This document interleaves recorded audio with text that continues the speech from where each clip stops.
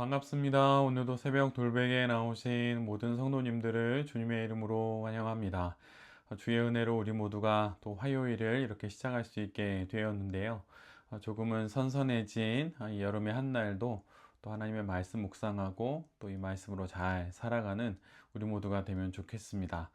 오늘 우리에게 주시는 하나님의 말씀은 요한계시록 10장 9절로 11절까지의 말씀입니다.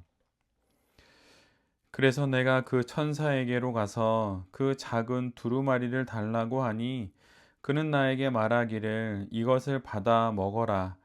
이것은 너의 배에는 쓰겠지만 너의 입에는 꿀같이 달 것이다 하였습니다.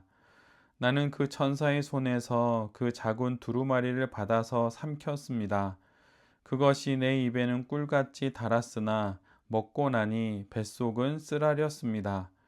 그때에 너는 여러 백성과 민족과 언어와 왕들에 관해서 다시 예언을 하여야 한다 하는 음성이 내게 들려왔습니다. 아멘.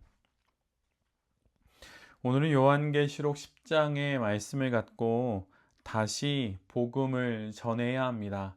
다시 복음을 전해야 합니다. 이런 제목으로 함께 하나님 말씀을 나누도록 하겠습니다.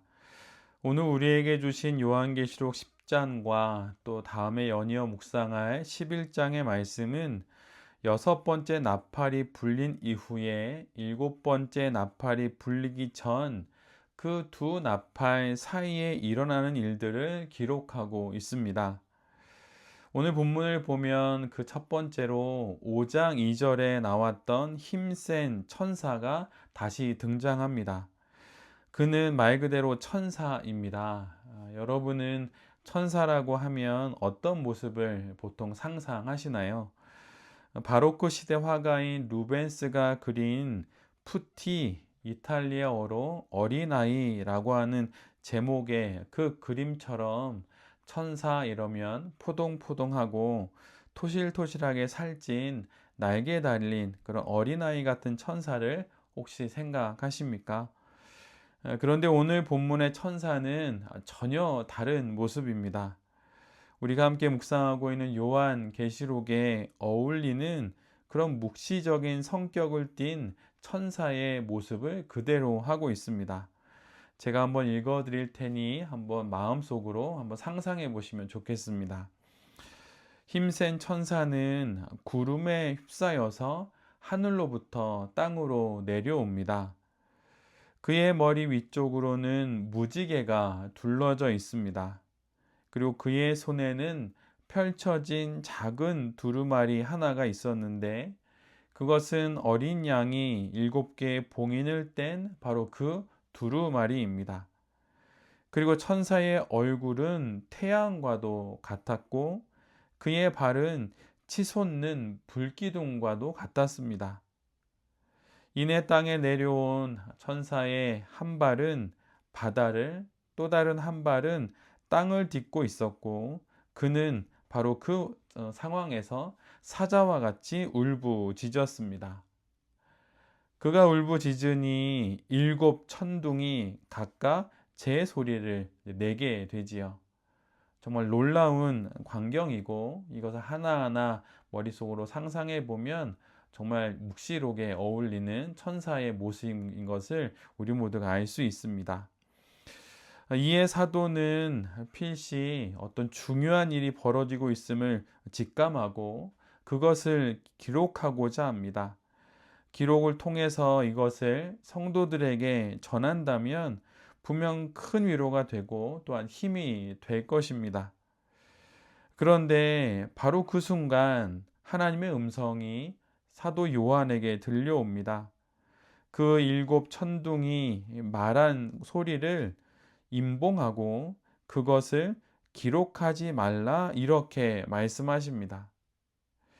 하나님께서 왜 천둥 소리로 임한 이 예언과 계시의 말씀을 왜 기록하지 말고 또한 임봉해 두라고 하셨을까요? 그것은 아직 하나님의 뜻이 전해질 때가 아니기 때문입니다.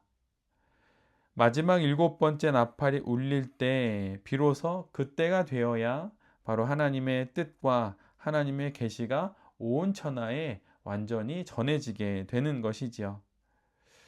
계시를 숨기시는 이유는 비밀이 되어야 하기 때문이 아닙니다. 세상이 아직 하나님의 뜻을 믿지 않고 또한 아직 그것을 감당할 수 없기 때문입니다. 지금이 그때가 아니기 때문이죠. 사실 이런 류의 말씀은 복음서에서 특히 변화산 말씀에 기록되어 있습니다. 예수님께서 변화산에서 내려오실 때 제자들에게 본 것을 아무에게도 이르지 말라고 지시하십니다. 그 이유는 비밀을 유지하기 위함이 아니라 아직 때가 아니기 때문이지요. 절대 알려져서는 안 되기 때문이 아니라 적절한 시기가 아니기 때문입니다. 그리고 결국 나중에는 예수님이 누구신지가 만천하에 그대로 드러나게 됩니다. 또한 예수님의 생애에서도 받은 이들 중에 어떤 이들에게는 그것에 대해서 말하지 말라는 그런 지시도 예수님이 하시는 그런 말씀이 나와 있습니다.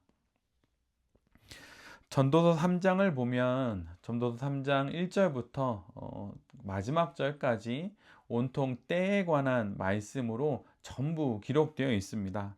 제가 잠시 그 앞부분만 읽어드리면 모든 일에는 다 때가 있다. 세상에서 일어나는 일마다 알맞은 때가 있다. 태어날 때가 있고 죽을 때가 있다. 심을 때가 있고 뽑을 때가 있다. 죽일 때가 있고 살릴 때가 있다. 허물 때가 있고 세울 때가 있다. 이렇게 때에 관한 말씀이 이어지다가 11절에 이렇게 말씀하십니다. 하나님은 모든 것이 제때에 알맞게 일어나도록 만드셨다. 사람은 하나님이 하신 일을 처음부터 끝까지 다 깨닫지는 못하게 하셨다. 계시 앞에 하나님의 뜻 앞에 우리가 보여야 할 태도가 있다면 그것은 무엇일까요?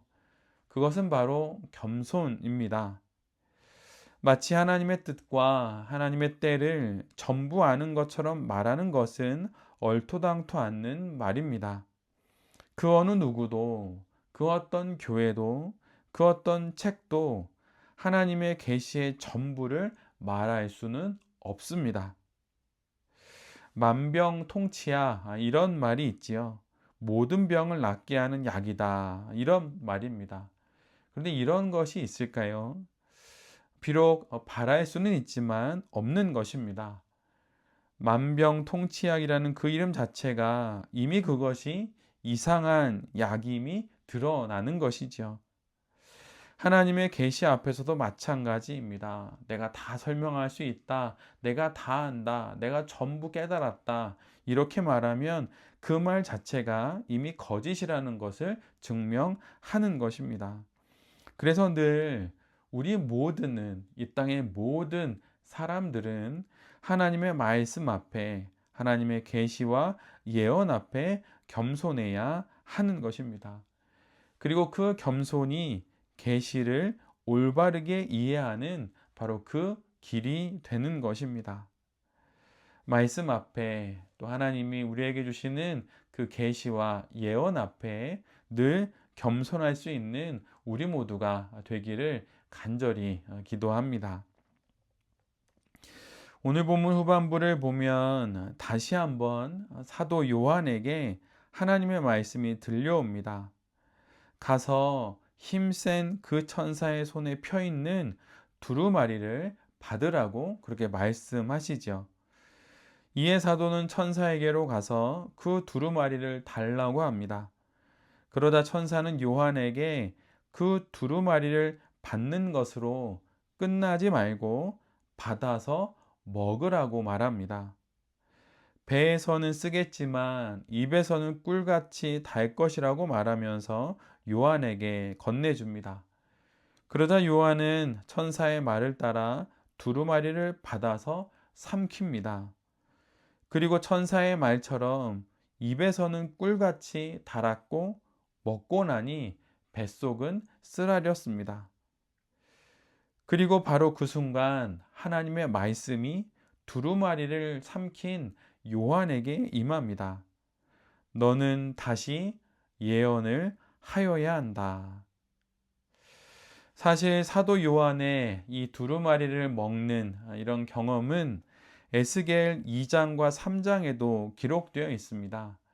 에스겔 선지자에게도 일어난 일이었는데 제가 에스겔 3장 1절로 4절의 말씀을 읽어드립니다. 그가 또 나에게 말씀하셨다. 사람아, 너에게 보여주는 것을 받아 먹어라.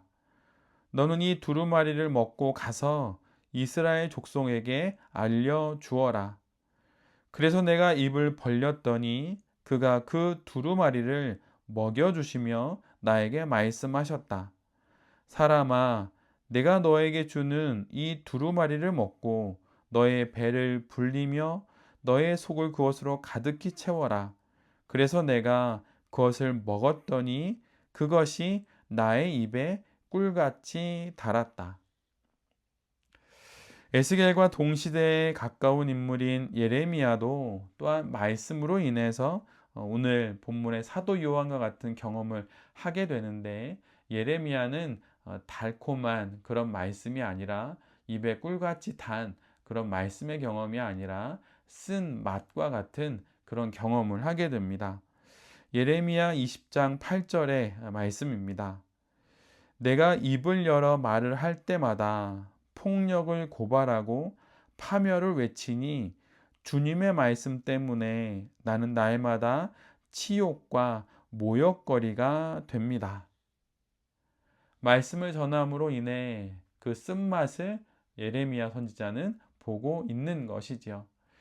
그래서 예레미야 20장 8절의 이 말씀에 뒤어 나오는 9절의 말씀에 예레미야는 이제 주님의 말씀을 전하지 않겠습니다.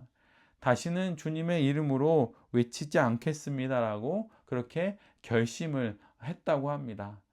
그러나 그렇게 결심을 하지만 그때마다 다시 주의 말씀이 자신의 심장 속에서 불처럼 타올라서 견디다 못해 그가 항복을 하고 다시 말씀을 전한다. 이런 내용이 예레미야 20장 8절과 9절에 기록되어 있습니다. 사도 요한도 에스겔도 그리고 예레미야 선지자도 모두 하나님으로부터 받은 말씀을 전하면서 달콤함과 또한 쓴맛을 경험합니다.